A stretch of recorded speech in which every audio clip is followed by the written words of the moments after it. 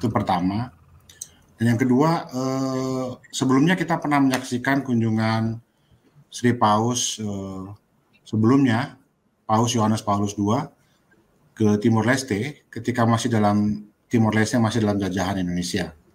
Dan kunjungan itu punya makna simbolik sebagai dukungan terhadap perjuangan rakyat Timor Leste. Apakah menurut Prof melihat yang sama dari kunjungan Sri Paus kali ini nanti ke tanah Papua di Vanimo nanti? Silakan, Prof. Ya, jadi saya menilai Paus Francis ini dia punya bayangan luar biasa, dan dengan komentar saya mau kaitkan apa yang Vero sudah komentar tentang Freeport, dan juga apa yang Pendeta Bernard sudah bilang tentang surat ensiklik yang Paus Francis menulis mengenai soal-soal alam. Jadi ada konsep dalam dunia saya, dunia akademis, tentang kekerasan yang tidak dengan senjata, tetapi kekerasan yang sangat lambat, sangat pelan-pelan, yang muncul dengan polusi. Dan dalam surat ensiklik, Paus Francis menulis banyak tentang polusi industri. Dan sambil saya baca dia punya kata-kata, saya selalu ingat Freeport. Saya selalu ingat kali-kali yang kalau pernah ke Timika bisa buang mata ke bawah dan lihat sungai yang sudah rusak total dari Freeport punya polusi. Sungai-sungai itu dulu punya ikan, punya sagu full. Sekarang ini ya rakyat Amungme, Komoro yang tinggal di situ tidak bisa makan di situ lagi.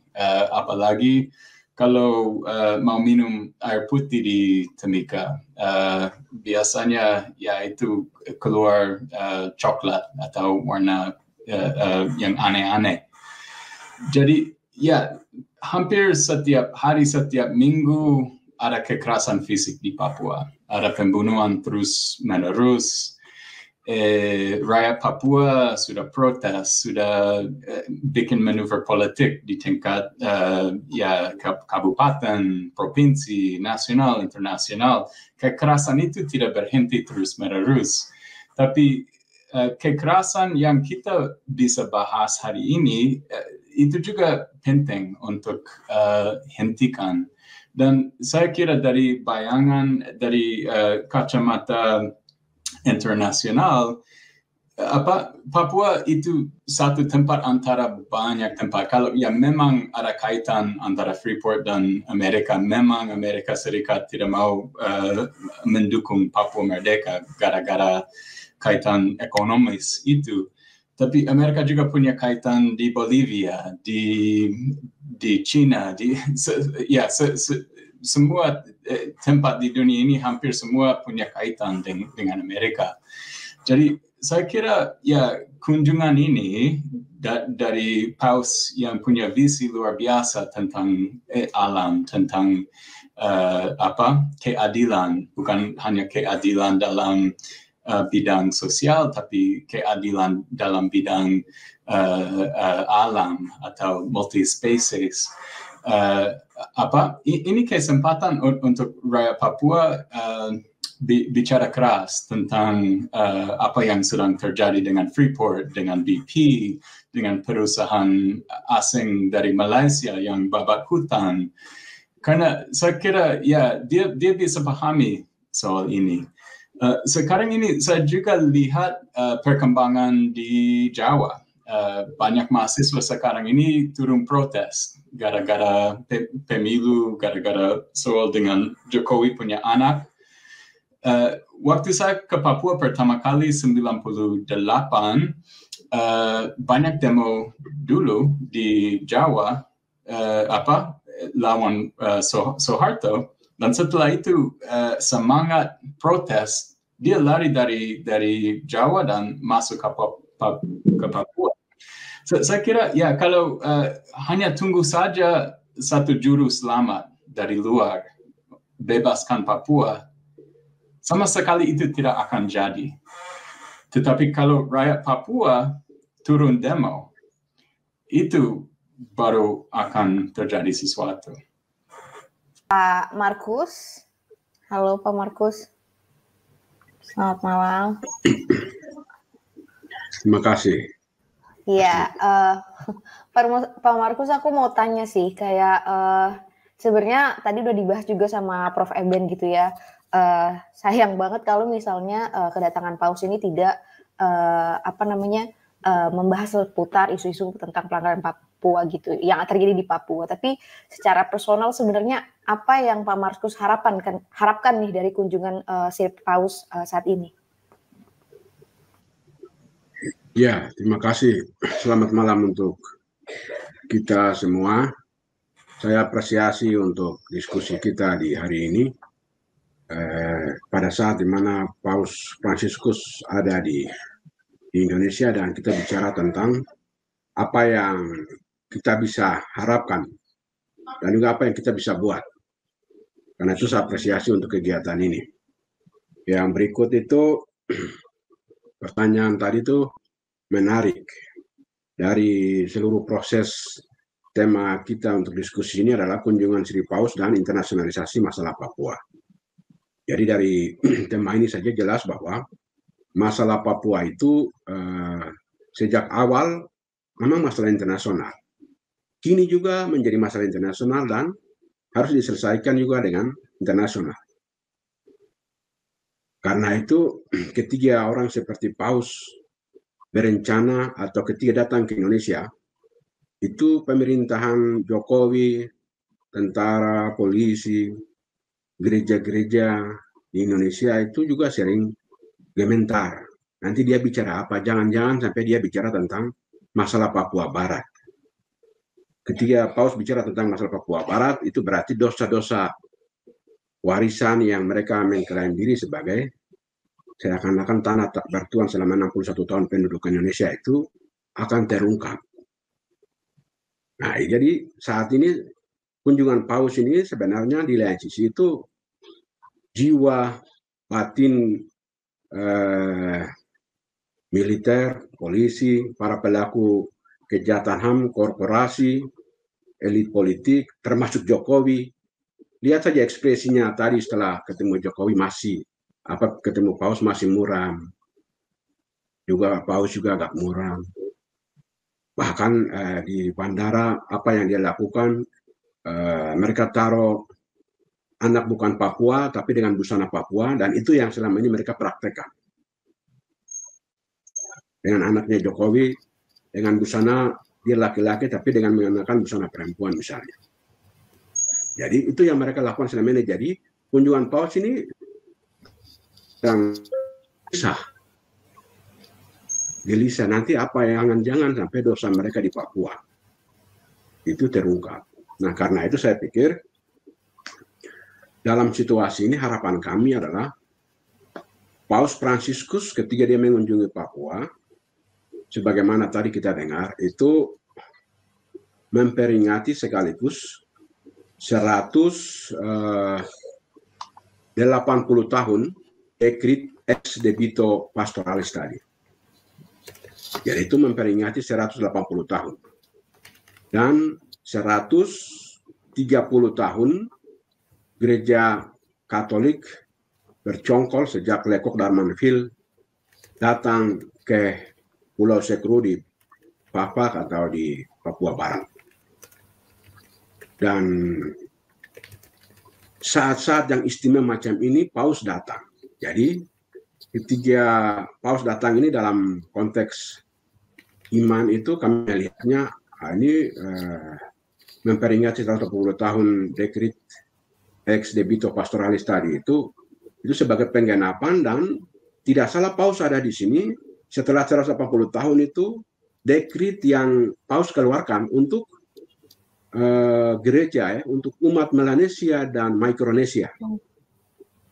Waktu itu hari ini umat Melanesia khusus di West Papua ini posisinya ada di mana. Nah, ternyata setelah 180 tahun dekret dikeluarkan, kemudian secara khusus dalam 61 tahun pendudukan Indonesia ini, orang Papua ini ada di ambang slow motion genosida, slow motion etnosida, dan slow motion ekosida. Itu yang terjadi saat ini. Nah, karena itu dalam melihat situasi ini, sebagaimana juga seluruh semangat spirit kehidupan dari Paus Fransiskus ini, itu kami melihat itu sebenarnya satu kesatuan bagian dari keprihatinan dan perjuangan bangsa Papua untuk memperjuangkan hak menentukan nasib sendiri, untuk memperjuangkan keadilan, perdamaian, untuk memperjuangkan harkat dan martabat.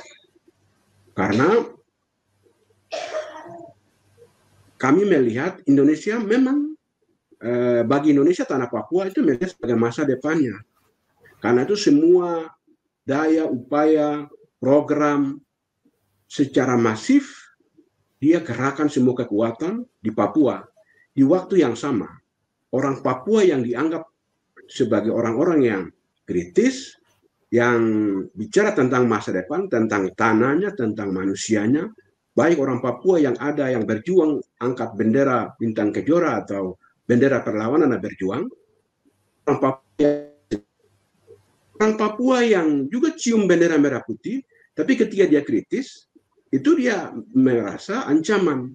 Dan juga orang-orang non-Papua, akademik, LSM, dan siapa saja, termasuk Paus ini, itu bagi pemerintah dia merasa ancaman. Nah, itu yang kami lihat. Nah, itu kunjungan Paus ini itu bagian dari, saya melihat itu ya, kalau dari dekret ex debito pastoralis tadi itu 180 tahun ini gereja Katolik secara khusus harus merefleksikan ketika dekret ini keluarkan, orang Indonesia di Papua Barat itu posisinya ada di mana. Nah, di situ Paus harus buka mata, gereja Katolik harus buka mata, gereja-gereja di Melanesia, di Papua Barat, di Indonesia harus buka mata. Buka topeng kebohongan, buka topeng buka topeng menjadi juru bicara dari Herodes, juru bicara dari kapitalis, juru bicara dari militer, dan mereka bercengkol lalu kemudian mengepung kami orang Papua. Harus buka mata. Paus datang itu sebenarnya mau menegur itu, dan saya melihat Paus kiranya dia bisa menjadi bagian dari memikul salib Papua bersama menuju penyelamatan bangsa Papua. Oke. Pak Markus, sebenarnya masih tentang kedatangan Sri Paus gitu ya. Gimana kemudian momen ini jadi kayak memberikan kesempatan untuk menggemakan sebenarnya kasus-kasus pelanggaran HAM dan juga ekosida tadi yang banyak dimention sama para narasumber gitu ya, secara internasional gitu. Bagaimana kira-kira caranya gitu? Ya, saya pikir Bapak Paus Fransiskus datang itu tidak buta. Dia sudah tahu. Dia sudah dengar. Papua dalam konteks Indonesia itu satu-satunya wilayah konfliknya. Nah, konflik masih terjadi setelah Timor Leste, Aceh, dan next itu Papua. Dan Papua masih 1001 masalah. Dalam konteks Melanesia, ya Bougainville, terus kemudian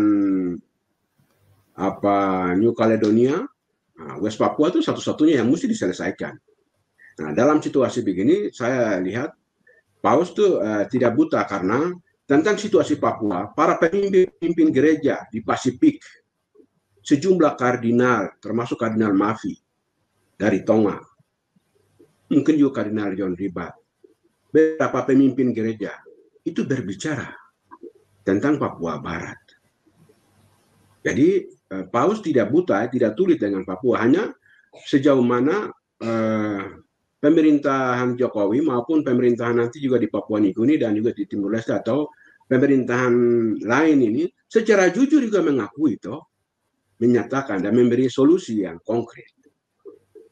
Karena Paus itu kan juga bukan pemimpin politik saja, tapi juga pemimpin spiritual. Jadi tidak harus juga kita ini dengan apa yang dia katakan, tapi harus memahami apa yang dia tidak katakan. Tapi dia tahu itu. Nah, dalam konteks itu saya pikir kami telah berupaya semua siapa saja, baik orang Papua maupun para pihak dari luar Papua, kerja sebelum kunjungan Paus supaya minimal Paus tahu tentang masalah Papua. Sebelum Paus datang, apa yang mesti kami lakukan? Saat ada di sini, apa yang mesti kami lakukan? Dan dilakukan. Itu saya pikir itu dalam plan bersama. Dan itu sudahnya tinggal kejujuran dari Pak Jokowi, kejujuran dari para pihak saja. Jangan pakai topeng terus. Nah, sudah waktunya harus buka. Kalau mau selamat. Ya menarik karena dari yang aku baca di media gitu ya, karena kedatangan Paus ini semacam diasum atau kayak diterimanya tidak-tidaknya dipotret sama publik gitu ya. Bukan cuman ya, tapi hanya menyoal misalnya tentang toleransi keberagaman di Indonesia gitu. Tapi nggak ada semacam analisis lagi gitu ya. Kenapa kemudian Sri Paus ini memutuskan untuk mengunjungi spesifik tanah Papua gitu. Jadi direduksi gitu ya soal tentang keberagaman di Indonesia. Nah, menyoal ini juga Pak Markus, ada nggak sih kayak follow up atau langkah-langkah yang diambil sama ULMWP untuk hal-hal yang bisa dilakukan pasca kunjungan Sri Paus? Ya, terima kasih. Maka Astrid, jadi memang yang pertama itu saya dengar dari salah satu uskup, Bapak Paus sebenarnya mau transit di Jayapura. Mereka khawatir. Lalu kemudian mereka berpikir kalau begitu di Merauke. Khawatir juga. Lalu mula-mula kalau begitu bawa dari Ambon. Transit di Ambon baru ke Papua Nugini. Nah, tapi akhirnya dari Jakarta langsung ke Papua Nugini. Ketika dia melintas Papua Nugini, wilayah West Papua ini itu tetap tanda merah. Dan dia tahu itu. Nah, sehingga tadi pertanyaan, bagaimana langkah-langkah follow up-nya? Ya, kami sedang ikuti. Nah, jadi ini kan baru hari kedua. Dari hampir 10 hari perjalanan di wilayah ini, termasuk Papua Nugini, Timur Leste, di Singapura sampai dengan kembali. Jadi langkah-langkah apa yang kami akan lakukan khususnya di ULMWP, kami akan evaluasi setelah kunjungan apa yang Paus bisa lakukan ke depannya setelah seluruh proses perjalanan ini, sejauh mana apa yang dia bisa atau dia sudah bisa lakukan atau sudah bicara atau sudah kerjakan atau sudah mulai tampak tentang masalah Papua itu. Nah, kemudian berikutnya langkah seperti apa itu barangkali kami akan bicarakan karena ini baru hari kedua, jadi ada, tapi lihat nanti bertahap. Oke. Terakhir Pak Markus, tadi kan banyak ya pesan-pesan dari Pak Markus kepada pemerintah di Jakarta gitu ya, pemerintah pusat termasuk Jokowi. Kalau misalnya pesan yang ingin Pak Markus sampaikan kepada rakyat Papua nih terkait momen kunjungan Sri Paus, kira-kira apa Pak Markus? Ya, pertama saya pikir rakyat Papua sudah sejak mendengar kunjungan Paus itu mereka sudah ambil doa puasa. Salah satu bukti bagian dari itu, hari ini secara komunal mereka turun bersama ya, dipimpin oleh Pastor John Bonai, Pendeta John Baransano, Pendeta Dorman Wadigbo, Bapak Beni Kiai, Dewan Gereja ya, dengan Pastor Pribumi yang tadi Pastor Bernard juga sebut tadi. Itu salah satu akumulasi atau sebenarnya bukti dari hasil doa yang panjang itu. Jadi sebagai orang beriman, kami tetap punya keyakinan bahwa pada waktu yang tepat pasti itu akan terjawab. Kalau dalam perjalanan ini belum, berarti mungkin setelah perjalanan. Tapi kami yakin dan optimis bahwa doa kami itu tidak sia-sia, pasti akan terjawab. Oke, amin. Tetap punya harapan. Kami tetap punya harapan bahwa perjalanan panjang 61 tahun atau 100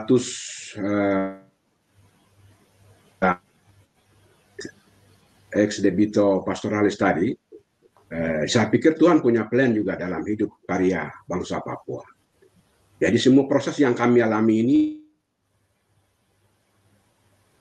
belajar bagaimana kami harus mengadvokasi diri, juga tidak menjadi bagian eksklusif sendiri, tapi juga bergerak bersama. Karena sebenarnya juga banyak orang yang simpati. Dalam seluruh konteks soal lingkungan hidup, Papua satu-satunya yang memberi selain ya di wilayah Amazon, Kongo Afrika, Papua Barat, itu salah satu wilayah yang memberikan kehidupan juga untuk dunia. Dan karena itu kenapa Paus harus dari Mosby ke Panimo tentang bagaimana sumbangsi Pulau New Guinea ini terhadap kehidupan planet bumi ini. Nah, karena itu yang selama ini pencuri, pembunuh, dan perampok mengklaim diri sebagai tuan rumah, lalu dana tentang kehidupan makhluk di tanah ini, tentang kekayaan alam atau tentang lingkungan, tentang oksigen, itu dia yang ambil. Karena faktanya tutupan hutan 34.000 juta hektar ini, 13.000 kalau belum termasuk dengan Merauke yang rencana 15 juta hektar itu jatuh di tangan kepentingan korporasi dan oligarki. Oligarki itu siapa? Ya penguasa hari ini. Mereka ini yang dia pura-pura datang sebagai malaikat di Jayapura ke Merauke. Dalam minggu yang sama, ratusan bahkan ribuan ekskavator tiba dengan tidak malu-malunya. Di waktu yang sama di dunia internasional, dia tampil seakan-akan orang yang memberikan harapan tentang jaminan masa depan untuk kehidupan planet bumi ini. Saya pikir. Saya mau ke dua narasumber, Prof. Eben Kirsi dan Pater Bernard. Mungkin terlebih dahulu Prof. Eben Kirsi.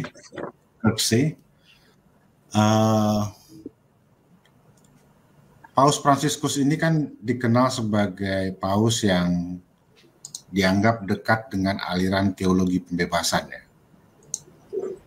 Dan banyak pikiran-pikiran dia itu, kalau kita nonton film Two Popes di Two Pop di Netflix gitu kan, dia adalah satu gambaran, maksudnya dia punya kepribadian yang lebih terbuka dengan pikiran yang lebih progresif, dan kadang pikiran-pikiran yang gagasan atau pernyataan-pernyataan dia yang yang terlihat berbeda sekali dengan paus sebelumnya gitu. Nah,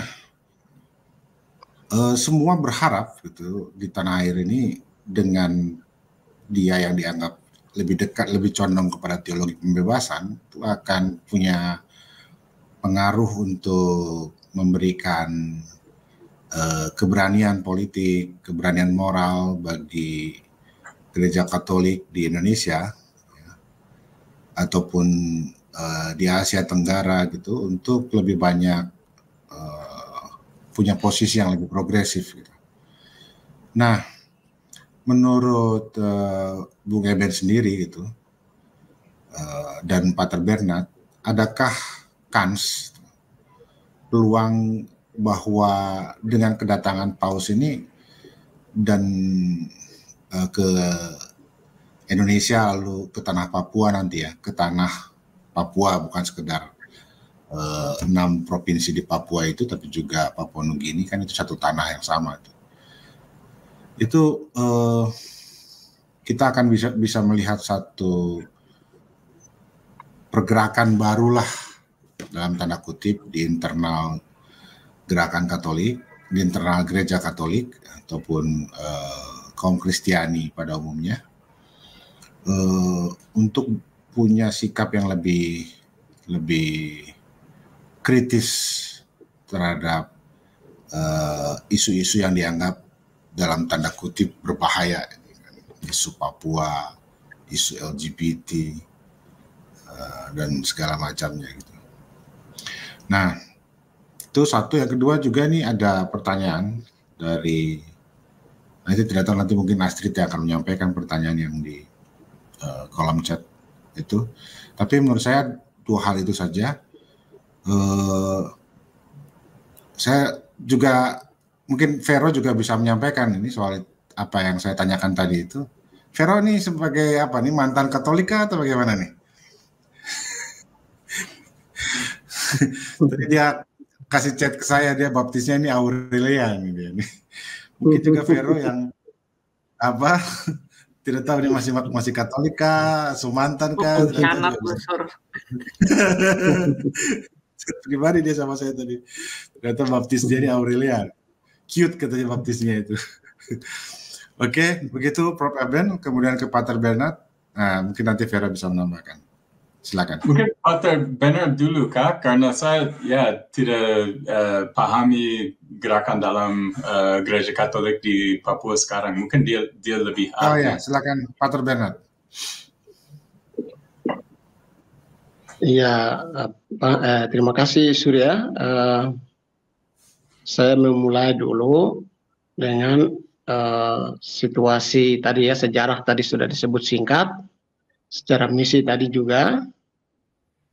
Kita tahu bahwa misionaris datang, mereka betul-betul memang fokus kepada orang Papua dengan fokus pada pendidikan pertama-tama dan kesehatan, kemudian transportasi, membuka wilayah-wilayah yang terjangkau dengan membuka lapangan-lapangan kecil, dan itu dari Protestan ya, dan Katolik ya, misi ya, AMA. Jadi saya kira situasi kita gereja di Papua itu memang kekhasan misionaris itu fokus kepada pendidikan untuk orang asli Papua,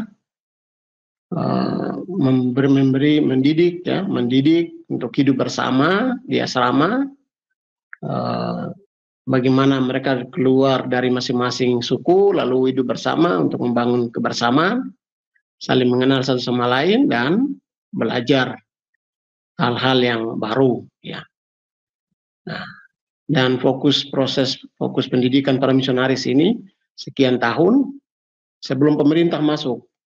Jadi hampir kalau dikatakan persentase 70%, 75% itu hampir rata-rata output sekarang kami dan ini hampir semua itu sebenarnya pendidikan misionaris, misi yang mendidiknya. Kalau dilihat pemerintah baru beberapa tahun kemudian kemarin. Jadi gereja punya misi tadi, kembali lagi ke misi pembebasan secara manusia ya, manusia di holistik, di pembebasannya holistik. Dengan gereja Papua seperti itu, berhadapan dengan teman-teman dari gereja Katolik yang di luar Papua, misalnya di Jawa, di tempat lain yang agak beda, memang garis besarnya sama, tetapi kekhasan masing-masing kebudayaan dan konteks juga ikut mempengaruhi. Kemudian gereja Katolik Indonesia itu punya sejarah kekhasannya, karena orang-orang Katolik yang ikut Uskup Sugeng Pranoto, salah satu yang menjadi andil dalam proses nasionalisasi Indonesia ya, perjuangan untuk meletakkan dasar-dasar ya Eklesia itu tentang apa moto dari PMKRI itu ya, Pro Ecclesia et Patria misalnya. Ini kan lahir dari Monsinyur Sugeng Pranoto. Nah, jadi ada tanggung jawab gereja institusi KW misalnya dan sejumlah lain ya, pastor dan sebagainya, mereka lebih mempertahankan bahwa gereja tokoh-tokoh Katolik yang punya andil untuk nasionalisme Indonesia. Nah, dan mereka mempertahankan supaya Papua juga tetap Indonesia, jadi mereka punya tanggung jawab untuk ikut dalam misi pemerintah sekarang misalnya. Nah, otomatis ya di Jakarta agak sulit untuk connect dengan konteks di Papua. Pastornya, uskup dan sebagainya mereka tidak connect. Mereka tetap mengikuti sejarah gereja Katolik Jawa dan di luar Papua yang terlibat dengan perjuangan Indonesia, dan misi mereka misi negara. Nah, tapi di Papua kita seperti tadi dikatakan penjajahan, tadi Pak Vero katakan Papua menjadi penjajahan Indonesia menurut orang Papua atau neokolonialisme yang oleh bangsa Eropa sekarang. Tapi mereka tidak lihat itu sebagai penjajahan, sehingga mereka punya komitmen misi bersama untuk di Papua itu beda. Mereka lebih mengikuti kebijakan-kebijakan pemerintah, mengikuti apa yang pemerintah putuskan dan sebagainya. Jadi Jakarta atau apa gereja Katolik di luar Papua lebih banyak mengikuti apa yang pemerintah putuskan, lakukan kebijakan-kebijakannya. Kami di Papua justru berbeda, menghadapi realitas yang proses sejarah tadi Vero sudah ceritakan. Sebelum PPRA mulai militer, ya, ekspansi militer sampai pada saat sampai hari ini, itu meninggalkan apa yang oleh SKP Keuskupan, Pak Theo Panenbroek, mereka sudah mengatakan itu memoria passionis itu. Itu memoria itu ditinggalkan di dalam umat Katolik maupun gereja yang lain. Jadi itu menjadi kenangan yang tidak akan terlupakan, ceritanya turun-temurun, penderitaan itu. Nah, sehingga otomatis kami yang pastor-pastor asli pribumi ini, pastor-pastor asli Papua, pastor pribumi, mulai perlahan-lahan mengorganisir, mengkoordinir, ya, mobilisasi relasi kami bersama-sama untuk melihat situasi ini, pastoral kami bagaimana. Sehingga lahir itu waktu dua kali kami jumpa pers ya. Beberapa tahun lalu itu kami sudah buat jumpa pers itu untuk mengungkapkan situasi kami, perasaan kami sebagai pastor pribumi, kami menghadapi realitas yang seperti ini. Tapi itu dapat perlawanan dari Gereja Katolik Indonesia ini, Gereja Katolik di teman-teman dari Jawa, dari luar Papua lah, yang mereka itu tadi visi berbeda dan misinya juga mungkin berbeda itu. Nah, sehingga saya kira kami mulai pastor pribumi, kami membentuk pertemuan-pertemuan rutin, diskusi, mengundang sejumlah orang, para peneliti, ya, beberapa profesor yang datang memberi diskusi dengan kami. Setelah itu kami berusaha untuk sekarang bagaimana dengan gereja lain, Dewan Gereja terutama Pak Beni Gai, ya, dengan ini kita mulai diskusi untuk coba membangun ekumenisme ini. Makanya lahir tadi itu salah satu. Nah, yang mengkonstruksi kemarin itu memang saya dan Pater John, kita sudah diskusi lama dan kita membangun, dan hari ini itu kita akan evaluasi bagaimana komitmen ekumenis ini tetap kita jalankan. Karena teman-teman gereja Katolik maupun gereja lain yang di luar, mungkin PGI kadang-kadang mereka sedikit ini ya, tapi kalau KWI kan hampir sama sekali tidak, selama sekian ini tidak terlibat dengan situasi kami di Papua. Kami merasakan seperti itu. Ya, sehingga harapan kami dengan kehadiran Paus ini, ya seperti tadi Markus katakan, teman-teman dari gereja lain, orang Kristen ini, kekristenan kita itu kan senasib, solidaritasnya itu kan mestinya itu. terlepas dari politik, tapi bahwa solidaritas sebagai anggota tubuh mistik Kristus dalam konteks teologi ini, ya mestinya tubuh satu menderita, yang lain ikut menderita gitu. Ya mungkin seperti Mbak Vero, dia mengalami penderitaan, makanya dia bisa terlibat dengan kita orang Papua. Tapi pertanyaan Mbak Vero ini, yang mungkin Surya juga terus sejumlah teman mulai ya. Nah harapan saya teman-teman Kristen khususnya yang ada di luar Papua ini mesti menghayati itu imannya itu, iman solidaritas ini untuk penderitaan ya, soal manusianya maupun alam ya. Nah, dan itu harapan kami teman. Dengan adanya Paus datang ini mungkin juga teman-teman pastor di luar Papua yang membuka cara pandangnya supaya lebih diskusi lebih banyak tentang situasi Papua. Nah, ada sejumlah pastor yang sudah mungkin 1-2 orang yang sudah konsen ikut terlibat diskusi rutin ya, ada info-info dari Papua, tapi belum semaksimal. Tapi saya kira untuk kami yang Papua mulai 2-3 tahun terakhir ini ada progres. Mudah-mudahan dengan Dewan Gereja untuk lebih lagi ke depannya lebih banyak kegiatan-kegiatan atau program-program yang ada aksi-aksi bersama yang lebih konkret lagi untuk situasi Papua ini ke depan. Setelah Paus pulang, mungkin kami akan diskusi lagi untuk langkah-langkah ke depannya lagi. Gitu. Terima kasih. Ya, saya kira pertanyaan ini sangat penting dan mungkin saya ikut tambah sedikit.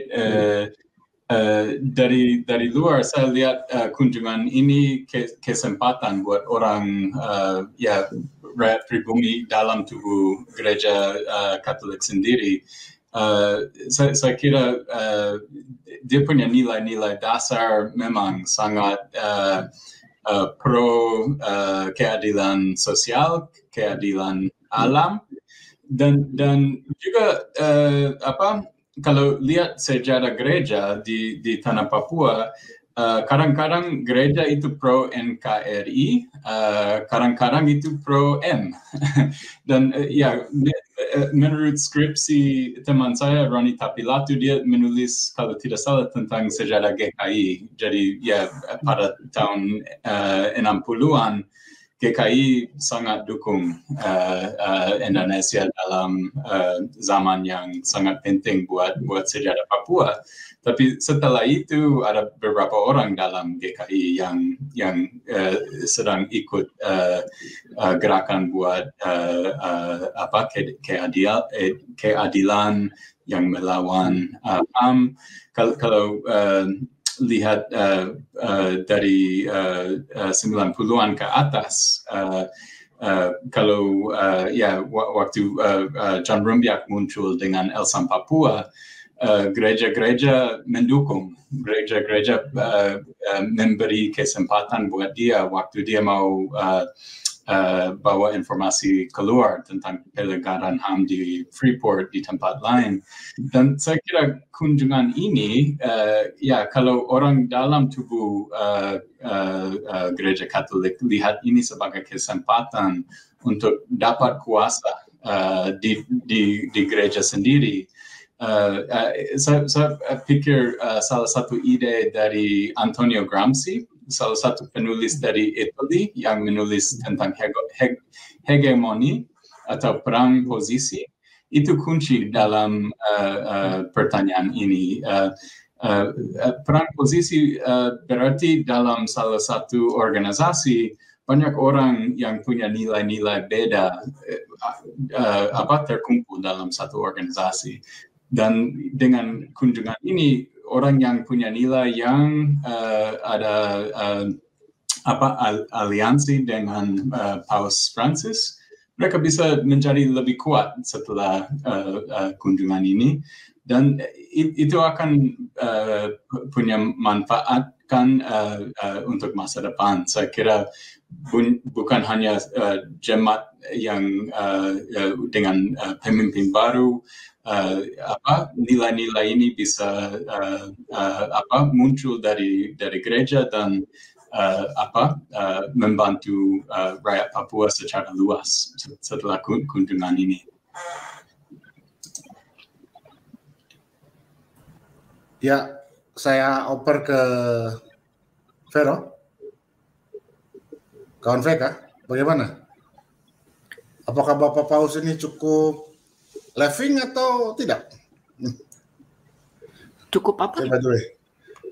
Bagaimana menurutmu tadi soal Bapak Paus ini, kemudian soal kecenderungan dia teologi pembebasan, kemudian dan kans untuk perjuangan Papua, apalagi dia orang yang punya track record dalam sebagai Jesuit ya, punya track record dalam keterlibatan dalam perjuangan melawan junta militer dulu, kediktatoran militer dulu di negerinya gitu. Menurutmu sendiri bagaimana melihat Bapak Paus ini dan relasinya dengan jadi iya, ketika yang Sri Paus Francis ini pertama kali ditunjuk menjabat itu kan saya ingat sekali tuh terpesona dengan kan dia kan langsung copot jubah-jubah mewah, kemudian emas-emas mahkota jubah, terus tongkat-tongkatan emas itu segala macam. Itu kan semua kan dienyahkan. Kemudian dia jadi yang super polos pakai jubah putih aja, juga yang pokoknya yang kayak super simple gitu. Jadi itu kan juga udah menggugah ya. Jadi kalau misalnya untuk berharap sih adalah harapan gitu, karena dia seorang paus saja tapi sudah bersuara untuk Gaza misalnya, untuk Palestina, dan itu yang maksudnya untuk bahkan keyakinan yang berbeda gitu kan, yang predominant itu, yang kebanyakan bukan dicap bahwa ya paham lah ya. Aduh, udah tengah malam di sini. Jadi udah ngeheng gua. Terus tadi gue ngomong apa ya? Oh ya, jadi harapan tuh tetap ada ya, kayak tadi katanya Kakak Markus gitu. Untuk harapan itu tetap harus ada dan harus dijaga karena kan perjuangan ini panjang, kemenangannya jarang banget. Jadi kalau misalnya kita nggak punya harapan ya suram bener kan, karena kita pasti menang. Gitu. Oke, sebelum saya lempar ke Bung Astrid, ke Kakak Astrid, Bung lagi. Saya ke Bung Markus dulu. Bung, kemarin itu sepertinya memang Paus ini mau lihat orang Papua dia itu. Tapi dihadirkan anak kecil dengan baju, anak kecil kan anak remaja itu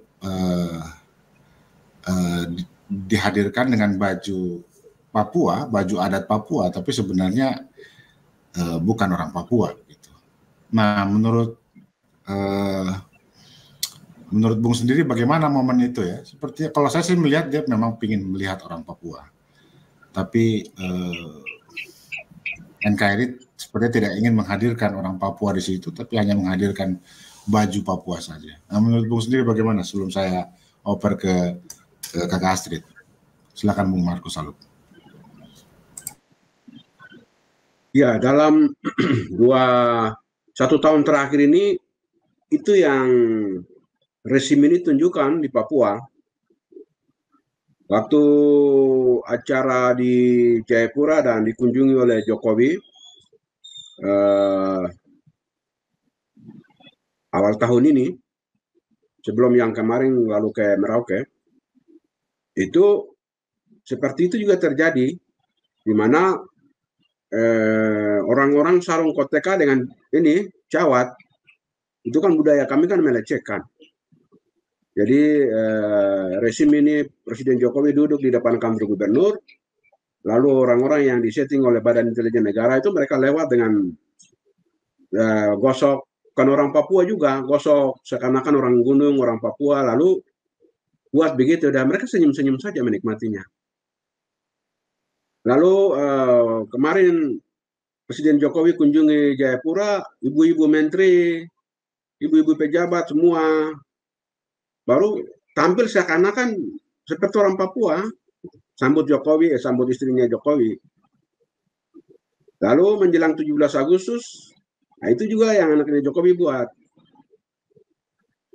Dan kali ini Paus mengunjungi Indonesia, dan bukan anak Papua tapi dikenakan busana seakan-akan orang Papua. Itu artinya apa? Itu artinya orang Papua di mata Indonesia tidak ada. Budaya itu dianggap pajangan saja. Itu yang bagian dari etnosida yang sedang terjadi itu. Nah, saya pikir ini sedang mempertunjukkan ketakutan rezim ini, ketakutan 61 tahun ini, yang sedang tunjukkan. Tinggal kita memetik hikmatnya secara positif, dan kita membatinkannya secara ke dalam, lalu atur langkah dan bergerak bersama. Saya secara iman melihat kunjungan Paus ini cepat atau lambat ada kabar baik, ada jalan keluar untuk kami bangsa Papua. Paus ini bicara dalam konteks teologi pembebasan, itu datang dari wilayah di mana orang-orang yang bicara tentang teologi pembebasan itu. Leonardo Boff, yang saya ingat itu, seorang Fransiskan, dan Paus ini, dia memilih nama Fransiskan. Jadi bicara itu konteks dengan situasi real di Papua Barat. Itu persis sama konteks hari ini. Konteks penindasan. Konteks ketidakadilan. Itu nyata di Papua Barat. Hanya orang yang mati nuraninya menganggap itu hal yang biasa-biasa saja. Atau orang yang kita anggap itu bukan manusia yang memandang apa yang terjadi di Papua Barat ini adalah wajar-wajar saja. Nah, orang yang macam itu perlu diperiksa kejiwaannya, kesadarannya, diuji, imannya kepada sebagai orang Kristiani, tapi juga imannya sebagai orang Muslim diuji. Karena di waktu yang sama kita turun serukan untuk pembebasan Palestina, pembebasan Myanmar, warga-warga Myanmar yang sedang ini. Di waktu yang sama kita sembunyi mati-matian apa yang kita buat di Papua Barat. Jadi, apakah itu bagian dari bukti nuraninya kita yang hidupkah? Itu bagian kita sedang tunjukkan kepada dunia bahwa kami itu malaikat untuk yang lain, tapi untuk Papua menjadi Lucifer tadi, Herodes di zaman ini, zaman di mana yang kita dalam Injil setiap hari Minggu banyak pastor, banyak uskup, banyak pendeta yang mengasosiasikan itu. Tapi ketika bicara Papua Barat, semua macam rasa mau tutup mulut. Nah, itu yang terjadi. Saya ingat itu dalam banyak kesempatan, bagaimana ketika bicara itu kita memilih diam dan dianggap itu biarkan, dan itu harus terjadi. Di waktu yang sama, orang-orang Melanesia di Fiji, di Solomon Island, di Papua New Guinea, di Vanuatu, tanam lutut berdoa untuk Papua merdeka. Tapi di gereja-gereja hari Minggu, mau bicara tentang penderitaan, tentang orang yang ditembak, minimal anggota Bawaslu, ada laki-laki yang ditembak oleh polisi dengan menuduh sebagai anggota TPNPB. Staf Bawaslu, mau sebut nama itu, lidah kita ini terpotong. Kerongkongan kita rasa berat dan sakit. Nah, ini yang terjadi. Nah, kunjungan Paus ini, dia tidak ungkapan, kalaupun dia tidak ungkapan, itu memberi otokritik kepada kita. You lihat, buka mata. Kita menjadi Kristus yang hidup di zaman ini. Kita menjadi penyelamat untuk diri kita sendiri, keluarga, dan bangsa kita. Nah, saya pikir itu pesan yang kita belajar kalau bicara teologi pembebasan, saya lihatnya. Terima kasih. Terima kasih Bung Markus. Selanjutnya saya ke Kakak Astrid. Oke, makasih Bang Surya. Ada beberapa respon sama pertanyaan dari teman-teman di kolom komentar, tapi sebelum mengakhiri diskusi ini kan aku mau ambil 2 setidaknya. Yang pertama itu karena tadi Prof. Eben juga sempat ngebahas tentang aktivisme gitu ya di 98, aksi turun ke jalan 98, kemudian akhirnya ini lewat terkait pemilu gitu ya, dan kaitannya tentang resistensi di tanah Papua. Tapi ada komentar juga nih Prof. Eben dari salah satu publik bilang bahwa jalan salib aja yang berjalan secara damai gitu ya dihadang, apalagi menyampaikan pendapat di muka umum yang dilindungi oleh konstitusi negara kolonial Republik Indonesia. Itu jadi aku mungkin minta komentar dari Prof. Eben bagaimana sebaiknya menyikapi resistensi atau kayak aktivisme dari tanah rakyat Papua. Dan pertanyaan yang kedua, mungkin aku mau balik lagi ke Pak Markus. Ada pertanyaan tentang posisi Paus yang sebenarnya punya wewenang di PBB sebagai penasehat. Apakah dengan wewenang itu Sri Paus bisa membahas dan menyelesaikan, agak beratnya, menyelesaikan masalah ekosida di Papua? Mungkin 2 pertanyaan itu dulu, mungkin Prof. Eben terlebih dahulu. Bisa saya dari belakang kah? Saya tidak tangkap komentar secara jelas. Jadi kalau bisa kirim lewat DM, jalan salib saja. Ya, jadi pada tahun 98, saya kebetulan ada di Biak waktu Philip Karma angkat Alkitab dan juga bicara tentang konstitusi negara Republik Indonesia. Dan dia bilang, Juli 98, rakyat kumpul, kita demo damai sampai kita punya keinginan datang. Dan itu tidak jauh beda dengan apa yang terjadi di parlemen di Jakarta beberapa bulan sebelumnya, waktu mahasiswa Indonesia duduk dan suruh Soeharto keluar. Tapi yang terjadi di Biak, ada penembakan besar, ada pelanggaran HAM luar biasa. Jadi ada resiko nilai-nilai internasional tentang HAM, apalagi nasional di Konstitusi Republik Indonesia, tidak diikuti oleh aparat. Jadi rakyat Papua bisa ikuti prinsip-prinsip internasional, tetapi ada kemungkinan nanti Brimob, TNI, Kopassus datang dan bikin kacau. Jadi ini sangat susah. Saya pernah mengajar di Pos 7 di Sentani dan salah satu mahasiswa saya ikuti teori-teori gerakan sosial yang saya mengajar. Dia punya nama Yusak Pakage. Setelah dia ikuti saya punya mata kuliah, dia turun demo damai, kasih naik bendera, dan dia dipenjarakan selama beberapa tahun. Jadi bisa berjuang terus, dan saya pikir kunjungan ini bisa bakar semangat teman-teman di Papua. Tapi saya juga sadar di sini di Oxford, saya di posisi yang damai. Tidak ada kemungkinan polisi datang tangkap saya karena saya bicara sekarang ini tentang HAM dan hak asasi orang Papua. Jadi saya harap teman-teman di Papua bisa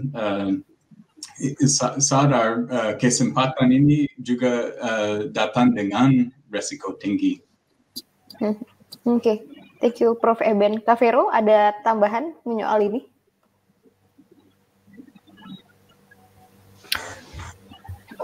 Iya, itu ya memang sudah bukan hal yang mengagetkan karena itu sudah menjadi kewajaran di dalam hal kebebasan berekspresi Papua yang tidak ada gitu.